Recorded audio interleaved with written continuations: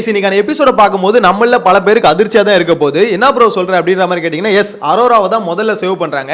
So Arora save பண்றாங்க, first saved அப்படின்னும் போது நிறைய பேருக்கு ஷாக்கிங்கா தான் இருக்கும். ஆனா சில பேர் யோசிக்கலாம், விஜய் சேதுபதி தான் இந்த சேவிங் ஆர்டரே ஃபாலோ பண்றது இல்லையே, அவர் இஷ்டத்துக்கு தானே பண்றாரு அப்படின்ற மாதிரி கேட்டீங்கன்னா, ஒரு இஷ்டத்துக்கு தான் பண்றாரு. ஆனா இந்த வாட்டி கொஞ்சம் டிஃபரெண்டா பண்றாங்க. அதாவது பாத்தீங்கன்னா ஓட்டிங் ஆர்டர்ல அவங்க சேவ் பண்ணல, ஆனா கொஞ்சம் இன்ட்ரெஸ்டிங்கா மாத்தணும்னு சொல்லிட்டு ஒரு டாஸ்க் வச்சிருக்காங்க. டாஸ்க் மூலமா எவிக்ஷன் ப்ராசஸ் வந்து நடத்திருக்காங்க அப்படின்ற மாதிரி வருது. சோ எனக்கு தெரிஞ்சு அது கொஞ்சம் இன்ட்ரெஸ்டிங்கா இருக்கும்னு வச்சுக்கோங்களேன். இன்னொரு மேட்டர், சோஷியல் மீடியா ஃபுல்லா பாத்தீங்கன்னா சாண்ட்ராவை போட்டு பொலன்னு பொலக்குறாங்க. அதாவது என்னமா இப்படி நடிக்கிற, இப்படி உருட்டுறியமா, இப்படி உருட்டுன்னு உருட்டுறியமா அப்படின்ற மாதிரி கேட்டுட்டு இருக்காங்க. என்ன விஷயம்னா, நேத்து எபிசோட் முடிஞ்சதுக்கு அப்புறம் அவங்க வந்து ஒரு பயங்கரமான பொய்யை வந்து சொல்லிட்டாங்க. சோ எதுக்காக இப்படி பொய் சொல்றாங்க அப்படின்றது தெரியல. சோ அதனால போட்டு அடின்னு அடிச்சிட்டு இருக்காங்க. பிரஜனுக்கும் இன்னைக்கான எபிசோட்ல பாத்தீங்கன்னா விஜய் சேதுபதி ஒரு பயங்கரமான ஆப் ஒன்று வைக்கிறாரு. அதாவது அவர் வந்து பாத்தீங்கன்னா பயமுறுத்தி இருக்காரு அப்படின்ற மாதிரி கிளீனா சொல்லலாம். சோ இது எல்லாத்தையும் இந்த வீடியோல பார்க்க போறோம். சேனலை ஃபர்ஸ்ட் டைம் பாத்தீங்கன்னா சப்ஸ்கிரைப் பண்ணிட்டு வீடியோ லைக் பண்ணி வச்சுக்கோங்க. விஷயம் என்னன்னா, முதல்ல இந்த எவிக்ஷன் ப்ராசஸ்ல இருந்து போயிடலாமா? ஓகே, இந்த அரோரா இருக்காங்கல்ல, அவங்க வந்து பாத்தீங்கன்னா ஃபர்ஸ்ட் சேவ் ஆகுறாங்க. எப்படி ஃபர்ஸ்ட் சேவ் ஆகுறாங்கன்னா, ஓட்டிங் பேசிஸ்ல அவங்களுக்கு அதிகப்படியான ஓட்டு வந்து மக்கள் ஆதரவு வந்து அதனால முதல்ல சேவ் பண்றாங்கன்னா அப்படி இல்ல. ஆனா ஏதோ ஒரு காரணத்துல வந்து பாத்தீங்கன்னா ஒரு ஆர்டர் வந்து இன்னைக்கான எபிசோட்ல வந்து விஜய் சேதுபதி ஃபாலோ பண்றாரு அப்படின்ற மாதிரி வருது. சோ அதுல முதல் சேவ்டு வந்து அரோரா சேவ் பண்றாங்களா. அதுக்கு அடுத்து பாத்தீங்கன்னா ஃபைனலா கடைசியா ரெண்டு பேர் இருப்பாங்கல்ல, அந்த கடைசி ரெண்டு இடத்துல பாத்தீங்கன்னா நம்ம பேப்பர் ரவுடி பிரஜன் அவரையும் பாத்தீங்கன்னா தூக்கி போட்டுருக்காங்க. சும்மா ஒரு பயமுறுத்தி பாப்போமே அப்படின்ற மாதிரி பாத்தீங்கன்னா பயமுறுத்தி பார்த்துருக்கிறதா ஒரு அப்டேட் வருது. சோ என்ன பொறுத்த வரைக்கும் இது நல்லதான்னு கேட்டீங்கன்னா நல்லதுதான். ஏன்னா அதாவது விஜய் சேதுபதி பேசி பயமுறுத்தல் இல்ல, விஜய் சேதுபதி பேசினாலே திருப்பி இவர் பேசி பார்த்தீங்கன்னா சண்டை வந்துருது. ரெண்டு பேரும் ஒரு ஷோ பண்ண சொன்னா ரெண்டு பேரும் பார்த்தீங்கன்னா எப்படி சொல்லுது, ஒரு நியூஸ் சேனல் டிபேட் மாதிரி உட்காந்து அடிச்சுக்க ஆரம்பிச்சிட்டாங்க. நேற்று எபிசோட பார்த்தீங்களே எவ்வளோ நேரங்க, ரெண்டு பேரும் பார்த்தீங்கன்னா பிரஜன் ஒரு டாபிக் எடுப்பாரு, அந்த பேப்பர் எடுத்து படிக்க ஆரம்பிப்பாரு. அதுலேருந்து கிட்டத்தட்ட அடுத்த ஹாஃப் அன் அவர் பார்த்தீங்கன்னா இவங்க ரெண்டு பேருக்கான சண்டை தான் ஃபுல்லாக போச்சு. ஸோ அந்த அளவுக்கு பார்த்தீங்கன்னா ஃபுல் அண்ட் ஃபுல் வந்து இவங்க ரெண்டு பேரும் பேசிக்க ஆரம்பிச்சாலே சண்டை வருது. நண்பர்களுக்குள்ள சண்டை வர சகஜம் தான். ஆனால் இவ்வளோ பெரிய ஷோவில் வந்து ரெண்டு பேரும் சண்டை போட்டுக்கிறது பார்க்க கன்றாவே இருக்கு. எனிவேஸ் அது ஒரு பக்கம் விட்டு தெலுங்க. ஸோ இந்த இடத்துல பார்த்தீங்கன்னா பிரஜனை வந்து அந்த ஹாட் சீட்ல உட்கார வச்சு பயமுறுத்துறாங்க அப்படின்ற மாதிரி ஒரு விஷயம் வருது. அது உண்மையிலே இன்ட்ரெஸ்டிங்காக தான் இருக்கும்னு வச்சுக்கோங்களேன். என்ன பொறுத்த வரைக்கும் அது பண்ணணும். இது வந்து பிரஜனுக்கு ரொம்ப ரொம்ப முக்கியமாக பண்ணியே ஆகணும். ஏன்னா பண்ணாதான் தெரியும் அவர் எவ்வளோ கேவலமாக கேம் ஆடுறாருன்னு. ஏன்னா விஜய் சேதுபதி சொல்லி அவருக்கு புரியல. விஜய் சேதுபதி என்ன பொறுத்த வரைக்கும் பிரஜனுக்கு வந்து கிளீனாக எடுத்து சொல்றாரு, டேய் நீ பண்றது தப்புடா, நீ வார்த்தையை விட தப்புடா, இந்த மாதிரி நீ கோவப்படு, உன்னை தப்புன்னு சொல்ல, வார்த்தையை விடாதடா, பாத்துடா, கொஞ்சம் ஜாகிரதையா இருடா நண்பா அப்படின்ற அவர் இன்டைரக்டா சொல்றாருங்க. ஆனா பிரச்சனைக்கு சுத்தமா புரியல. அது எப்படா நீ எப்படா சொல்லுவ, நீ சொன்னா நான் கேட்கணுமா, ஏ சேது என்னடா அப்படின்ற மாதிரி தான் பிரச்சனோட டீலிங் இருக்கு. எனக்கு தெரிஞ்ச பிரச்சனை வந்து புரிஞ்சுக்கிற மாதிரி தெரியல. ஸோ இந்த மாதிரி பயமுறுத்தி பார்க்கலாம்னு பயமுறுத்துறாங்க அப்படின்ற மாதிரி தான் சொல்லணும். ஸோ இந்த இடத்துல ஒரு டாஸ்க் வந்து ஒன்று ரன் பண்றாங்க அப்படின்ற மாதிரி சொல்றாங்க.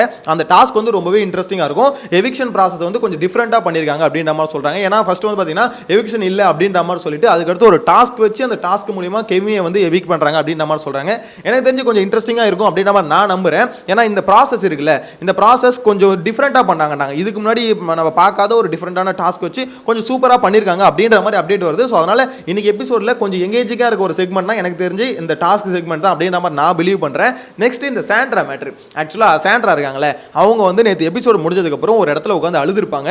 நிறைய பேர் பார்த்துருப்பீங்க அவங்க அழுதது. ஸோ இவங்க அழுதது எதுக்காக அழுதாங்க அப்படின்னு பார்த்தீங்கன்னா, விஜய் சேதுபதி பிரச்சனை வந்து இந்த மாதிரி நீ இப்பெல்லாம் வார்த்தை ஒரு தப்பு அப்படின்ற மாதிரி சொல்லிட்டு அழுதாங்கன்னு வச்சுக்கோங்களேன். இன்னொன்று மெயினாக ஒரு திட்டினது எதுக்குன்னா, இந்த மாதிரி எஃப்ஜே வந்து அப்பா அம்மா எல்லாருக்கும் வந்து இந்த கர்மா வந்து உங்க அப்பா கொடுக்க போறியா, அம்மா கொடுக்க போறியா, தங்கச்சி கொடுக்க போறியா இப்படின்ற மாதிரி வார்த்தையை விட்டாரு. ஸோ அதனால போட்டு அடின்னு அடிச்சாங்க.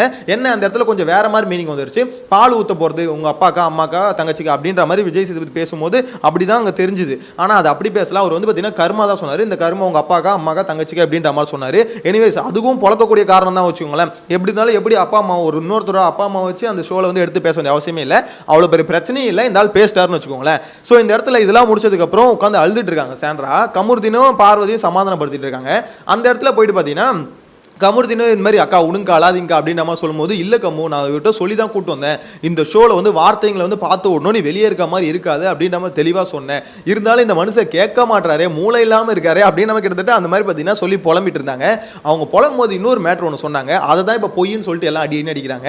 என்ன விஷயம்னா, இந்த மாதிரி எஃப்ஜேவோட அப்பா அம்மா தங்கச்சி இந்த மாதிரிலாம் சொல்லிட்டு இருந்தார்ல அவர் வந்து இந்த மாதிரி சொன்னது வந்து பார்த்தீங்கன்னா எஃப்ஜேவோட அப்பா அம்மா தங்கச்சி சொல்ல, கனி இங்கே ரம்யா இந்த மாதிரி இங்கே இருக்க அவங்க அக்கா தங்கச்சி அந்த மீனிங்கள் தான் சொல்ல சொன்னாரு அப்படின்ற மாதிரி இவங்க அப்படிதான் நான் புரிஞ்சுக்கிறேன் அப்படின்ற மாதிரி சாண்ட்ரா சொல்றாங்க. ஏன் சாண்ட்ரா இப்படி போய் சொல்றீங்க? ஏன்னா நீங்க வந்து விஜய் சேதுபதி கேட்கும் போது சார் அவர் பேசுனது எனக்கு கேட்கவே இல்லைன்ட்டாங்க. அங்க திவ்யா வந்து சொல்லியிருப்பாங்க பிரஜன் அண்ணா இந்த மாதிரி பேச வேணாம்னா விட்டுருங்கண்ணா அப்படின்ற மாதிரி திவ்யா கூட அந்த இடத்துல சொல்லியிருப்பாங்க.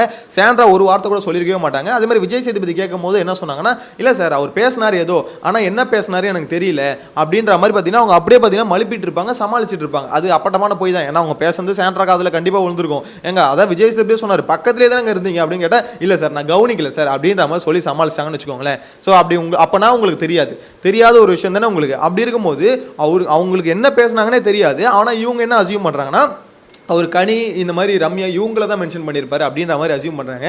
இது வந்து ஒரு கேவலமான பொய் அப்படின்ற மாதிரி எடுத்து போட்டு அடின்னு அடிச்சிட்டு இருக்காங்க. ஸோ அது உண்மையான கேட்டிங்கன்னா உண்மை தான். ஏன்னா இப்படி உருட்ட வேண்டிய அவசியமே இல்லை. அவங்க ஆக்சுவலாக அக்செப்ட் பண்ணிக்கிட்டாங்க முன்னாடி இந்த மாதிரி நீ பேச தப்பு மாற்றிக்கோ அப்படின்ற மாதிரி சொன்னாங்க.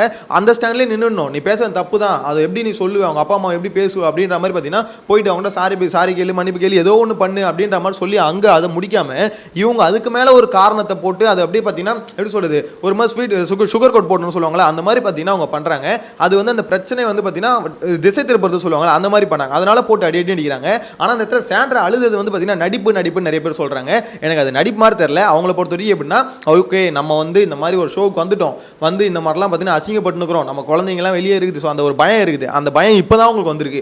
இவ்வளோ நாளாக அவங்க வந்து பார்த்தீங்கன்னா கிண்டல் பண்ணும் போதும் அதே மாதிரி அவங்க புருஷன் வந்து பார்த்தீங்கன்னா திட்டும் போதும் என் புருஷன் வந்து பார்த்தீங்கன்னா ஆம்புலன்ஸ் சொல்லும் போதும் அப்போலாம் அவங்களுக்கு தெரியல ஒரு ஷோவில் வந்து நம்ம இப்படி பண்ணுறோமே இது தப்பாச்சு அப்படின்ற மாதிரி சுத்தமாக அவங்களுக்கு தெரியவே இல்லை. ஏன்னா பிரச்சனை இதுக்கு முன்னாடி திட்டும் போதும் கோவப்படும் போதும் வார்த்தையை விடும் போதும் பார்த்தீங்கன்னா ஒரு தடவை கூட போய் கண்ட்ரோலே பண்ணல. ஏங்க இப்படி பண்ணாதீங்க என்னங்க மூளை எல்லாம் பண்ணிட்டு இருக்கீங்க வெளியே பசங்க பார்த்துட்டு தானே இருப்பாங்க அப்படின்ற மாதிரி அப்போ சொல்லலை. எனிவேஸ் ஃபைனலாக இப்போ கொஞ்சம் ரியலைஸ் பண்ணியிருக்காங்க இந்த மாதிரி வந்திருக்கு அப்படின்னும் போது அவங்க அலர்து நான் வந்து அது ஃபேக் இல்லை அப்படின்ற மாதிரி நான் சொல்ல விரும்பல. ஏன்னா எல்லாருக்கும் எமோஷன் தானே வச்சுக்கோங்களேன். ஆனால் விஷயம் என்னன்னா அவங்க அந்த அழும்போது உருட்டு இருக்குல்ல அது பக்காவான உருட்டு.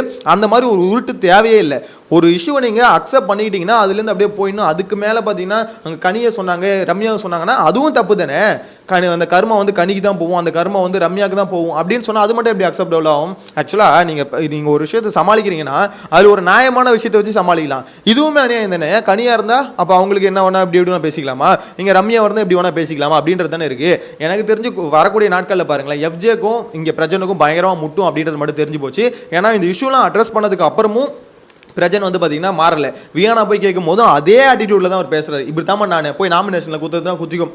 அது வந்து மாற்ற முடியாது போல. ஏன்னா ஒரு அப்படிதான் இன்பில்டு போல. அது பார்வதி எப்படி ஒரு கேரக்டர் இன்பில்டோ அதே மாதிரி இவரும் இன்பில்டு போல. ஸோ இவர் வந்து பார்த்தீங்கன்னா அவ்வளோ சீக்கிரம் சரி பண்ண முடியாதுன்னு தோணுது. அதனால தான் விஜய் சேதுபதியும் சரி பிக் பாஸ் டீமும் சரி ஏதோ ட்ரை பண்ணுறாங்க. இந்த எவிக்ஷன் ப்ராசஸில் வந்து அவர் கொஞ்சம் பயமுறுத்தலாம் அவர் வெளியே போயிட்டு வரணும் ஒரு எண்ணத்தை கொண்டு வரணும் அப்படின்ற மாதிரி ட்ரை பண்ணுறாங்க. அது ஒர்க் அவுட் ஆகுமான்னு கேட்டால் கொஞ்ச நாள் ஒர்க் அவுட் ஆகிறதுக்கு வாய்ப்பு இருக்குது. ஏன்னா எப்போ ஒருத்தவங்க இந்த பிக் பாஸ் இவ்வளோ பெரிய ஆப்பர்ச்சுனிட்டி வெளியே போவாங்க அப்படின்ற மாதிரி ஒரு எண்ணம் வருதோ அப்போ என்ன ஆகும்னா பயம்ன்றது வரும். அதாவது பயப்படணும் நம்மளுக்கு இந்த ஆப்பர்ச்சுனிட்டி இப்பயே எவிக் பண்ணிட்டாங்கன்னா என்ன பண்ணுறது அப்படின்ற பயத்தை கொடுக்கணும்.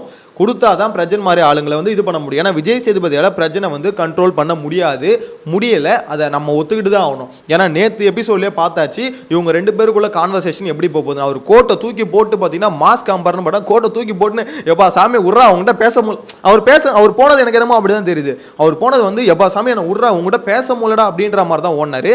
ஸோ அந்த வகையில் எனக்கு என்னமோ இது அப்படி தான் போய் முடியும் அப்படின்ற மாதிரி தோணுது. ஸோ அதனால் விஜய் சேதுபதியில் சமாளிக்க முடியாது. இன்றைக்கி நான் ஷோவில் வந்து இந்த செக்மெண்ட் வந்து ரொம்பவே இன்ட்ரெஸ்டிங்காக இருக்கும் அப்படின்ற மாதிரி சொல்கிறாங்க. அந்த டாஸ்க் எல்லாம் இன்ட்ரெஸ்டிங்காக இருக்குன்னு சொல்கிறாங்க. பார்க்கலாம் இன்னைக்கான ஷோ எப்படி இருக்க போகுது. எனக்கு தெரிஞ்சு நேற்று அளவுக்கு ரோஸ்ட் இருக்காது. ஆனால் அந்த டாஸ்க் கொஞ்சம் இன்ட்ரெஸ்டிங்காக இருக்குன்றாங்க. வெயிட் பண்ணி பார்க்கலாம். நெக்ஸ்ட் டேல மீட் பண்ணலாம். Bye by.